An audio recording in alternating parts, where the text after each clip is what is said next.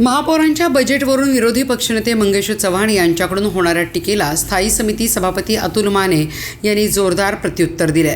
महापौर सोमवारी बजेट सादर करणार हे विरोधी पक्षनेते मंगेश चव्हाण यांना माहीत होतं. त्यामुळे त्यांनी अगोदरच याचं श्रेय लाटण्याच्या दृष्टीने पत्रकार परिषद घेऊन आंदोलनाची भूमिका घेतली.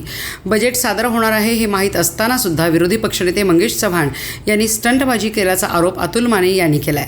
आमच्यातील गटबाजीवर त्यांनी बोलण्यापेक्षा आपल्या पक्षातील गटबाजी मिटवा असा टोलाही अतुल माने यांनी लगावत महापौर धीरज सूर्यवंशी यांच्याबाबत मंगेश चव्हाण यांनी केलेल्या टीकेला उत्तर दिले आहे. मुळात विरोधी पक्ष नेत्यांना माहिती होते की सोमवारी बजेट सादर होणार आहे.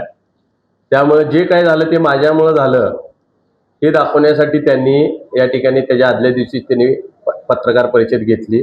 जर त्यांना विरोध करायचा होता तर एक महिना ते का थांबले होते याचा त्यांनी पहिला उत्तर द्यावं.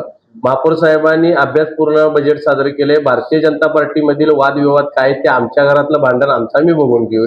त्यामध्ये शेजाऱ्याने काही लक्ष घालण्याची गरज नाही आहे. त्यांनी त्यांच्या ह्याच्यातले पहिले गट तट त्यांच्यातली पहिला भांडणं मिटवावीत आणि मग आमच्या ह्याच्यामध्ये त्यांनी लक्ष घालावं. जाणीवपूर्वक स्टंटच केला असं हो, जाणीवपूर्वक स्टंट केलेला आहे त्यांनी.